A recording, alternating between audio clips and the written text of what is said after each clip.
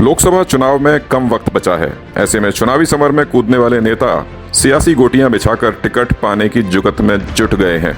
उधर राजनीतिक दल अपने अपने हिसाब से प्रत्याशी तय करने की रणनीति बना रहे हैं। देश की सबसे बड़ी राजनीतिक पार्टी भाजपा यूपी की सभी 80 सीटें फतेह करना चाहती है। लिहाजा टिकट वितरण में पार्टी बेहद फूंक फूंक कर फैसले लेने की तर्ज पर काम कर रही है। बार बार लोकसभा क्षेत्रों का सर्वे करके मौजूदा माननीयों की जनता पर पकड़ का अंदाजा लगाया जा रहा है। वहीं उम्र सीमा लांघ चुके नेताओं को भी चुनावी मैदान में फिट करने की तैयारी हो रही है। रोहिलखंड की बात करें तो वर्तमान में 5 लोकसभा सीटों पर भाजपा का कब्जा बरकरार है। हालांकि इस बार चर्चा है कि रोहिलखंड की 3 सीटों पर भाजपा अपने उम्मीदवार बदल सकती है। सियासी तौर पर चल रही अटकलों के बावजूद अभी तक यह क्लियर नहीं हो सका है कि रोहिलखंड में किन नेताओं को भाजपा दोबारा टिकट नहीं देना चाहती है।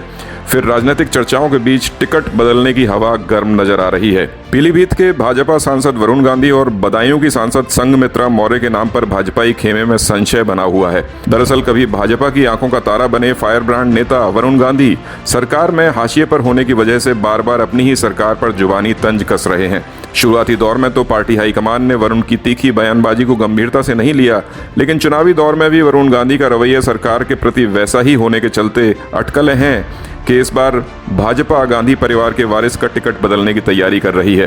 पीलीभीत सीट पर भाजपा वरुण गांधी की जगह किस नेता को प्रत्याशी बनाकर उतारेगी, यह अभी तय नहीं हो सका है। वरुण गांधी और मेनका गांधी पीलीभीत लोकसभा पर पिछले 4 दशकों से काबिज हैं। ऐसे में दोनों के राजनीतिक कद को देखते हुए भाजपा किसी मजबूत चेहरे की तलाश में है जो पीलीभीत में मेनका और वरुण का क्रेज कम कर सके। गौरतलब है कि 4 दशकों में हुए चुनाव में पीलीभीत की जनता ने मेनका और वरुण को लाखों वोटों के अंतर से जिताकर बार बार लोकसभा भेजा है।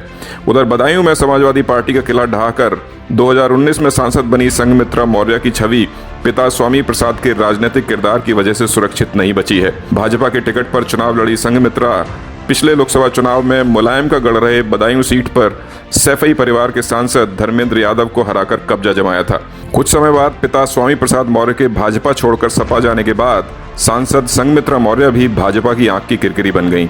पिता स्वामी प्रसाद मौर्य के हिंदुत्व और सनातन विरोधी बयान भी सांसद संघमित्र के लिए मुसीबत बनते जा रहे हैं। ताजा घटनाक्रम में अब पिता और बेटी दोनों एक पारिवारिक विवाद में भी फंस गए हैं। अदालत ने स्वामी प्रसाद मौर्य और बेटी संघमित्र को कोर्ट में भी तलब किया है। सांसद संघमित्र की शादी को लेकर सवाल उठाते हुए कोर्ट में वाद दायर किया गया है। आरोप है कि सांसद ने लोकसभा चुनाव में भी शादी के संबंध में झूठा शपथ पत्र दाखिल किया था, जिसके बाद अब भाजपा संघमित्र मौर्य को भी टिकट देने से कतरा रही है।